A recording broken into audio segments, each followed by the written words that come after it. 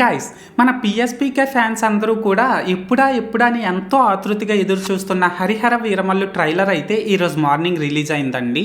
ఇది మీకు కూడా తెలిసిన విషయమే. సో ఈ వీడియోలో మనం ఏంటంటే అసలు ఆ ట్రైలర్ ఎలా ఉంది ఏంటి అనేది డిస్కస్ చేసే చిన్న ప్రయత్నం అయితే చేద్దాం, ఓకేనా? అయితే ఇక్కడ ఫస్ట్ ఆఫ్ ఆల్ ఈ ట్రైలర్ ఎలా ఉంది అనే విషయానికి వచ్చినట్లయితే గైస్, నిజంగా చెప్తున్నా ట్రైలర్ నాకు మాత్రం చాలా అంటే చాలా బాగా నచ్చిందండి.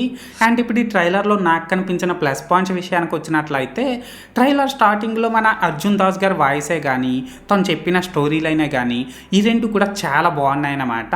అండ్ ఈ ట్రైలర్లో గ్రాండియర్ విజువల్సే కానీ మన పవన్ కళ్యాణ్ అన్న స్క్రీన్ ప్రెజెన్సే కానీ తను చేసిన యాక్షన్ సీక్వెన్సెసే కానీ తను చెప్పిన డైలాగ్సే కానీ ఇవన్నీ కూడా సూపర్ ఉన్నాయనే చెప్పాలండి. అలాగే ఇందులో మన బాబీ డియోల్ గారి screen presence, Nidhi Agarwal cute looks ఇవి కూడా పర్లేదు, బాగానే ఉన్నాయి.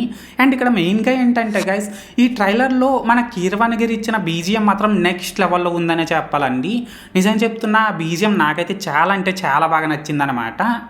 సో మొత్తానికి ప్లస్ పాయింట్స్ విషయానికి వచ్చినట్లయితే ఇదన్నమాట మ్యాటర్.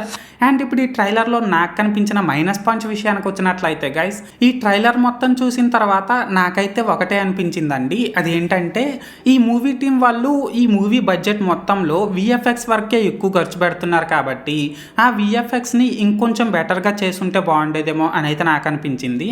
ఎందుకంటే ట్రైలర్లో కొన్ని విఎఫ్ఎక్స్ షార్ట్స్ అయితే కొంచెం పూర్గా ఉన్నాయన్నమాట.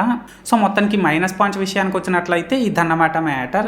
అయితే ఇక్కడ ఓవరాల్గా ఏంటంటే గైస్, ఈ హరిహర వీరమల్లు మూవీ నుంచి రిలీజ్ అయిన ట్రైలర్ బాగుందా బాగాలేదనేసి అంటే నాకైతే నేను ముందు చెప్పినట్లు బాగా నచ్చిందండి.